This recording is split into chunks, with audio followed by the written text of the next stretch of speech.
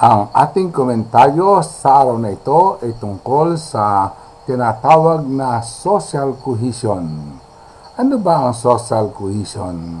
Itong parang pandikit kung saan tayong lahat ay magkakadikit, magkakasama, hindi hiwalay-hiwalay, tungo sa isang vision ng ating lipunan o vision ng ating community. Sa social cohesion, lahat ho ay kasama, walang naiiwan. Ang ibig sabihin, lahat ng sektor, lahat ng grupo, lahat ng relihiyon, wala hong exclusion dahil sa kanyang balat, dahil sa kanyang gender, dahil sa kanyang relihiyon, dahil sa kanyang politika. Ang social cohesion ay isang guarantee na maging success at maging sustainable ang ating pong vision na gustong makamit o patungo sa isang vision na ating nilagdaan o kaya vision na ating nilagay o vision na ginawa ng grupo. Tulad na rin bawa po, kapayapaan. Hindi magiging sustainable ang kapayapaan kung meron siyang grupong naiiwan.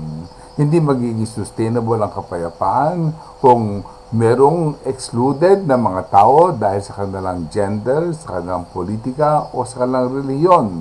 Dahil dito po dapat magsama-sama at maging partner regardless ng ating paniniwala. Kung meron po tayong tinatawag na shared vision, shared dream, at shared yung ating goal na patutunguhan na gusto nating i-achieve. Tulad ba ng kapayapaan, hindi po tayo magkakaroon ng kapayapaan kung marami pa mga tao nasa fringes, mga margin, ay nandoon yung mga ibang rebelding grupo na hindi kasapi. Sabi nga yung una nating peace agreement ay para sa MNLF, kung MNLF lang po yun hindi magiging sustainable at nakita mo natin hindi magiging sustainable. Ang pangalawang peace agreement natin po ay kasama ang Moro Islamic Liberation Front. Kung ito ay para sa kanila lamang, ito magiging exclusive, hindi kasama ang iba, so hindi po ito magiging sustainable.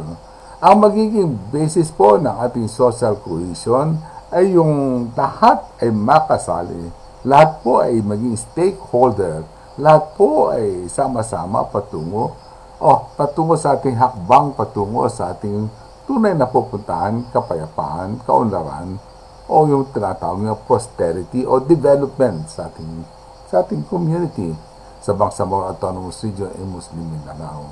Walang social cohesion, short term lang po yung ating magiging success. Ang ibig sabihin, habang tayo tinutustusan ng gobyerno, habang po tayo sabihin natin ay tinutulungan ibang agency ng gobyerno, maaaring po in short term ay makuha yan.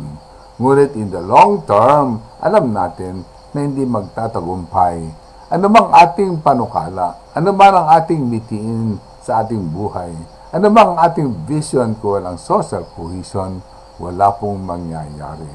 So, ang formula po talaga, kahit sa pamilya po natin, kung hiwalay-hiwalay ang magkakapatid, magulang, hiwalay din, walang patutunguhan yung pamilyang yon.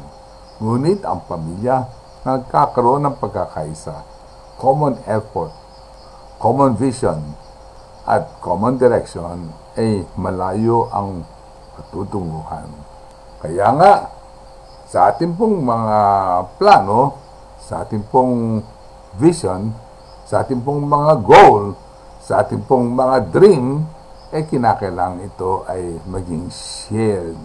At kung shared po ito po isang garantisado na magkakaroon ng social cohesion sa mga miyembro ng lipunan yun o sa bumubuo na isang political unit. No social cohesion ay garantisado ang failure.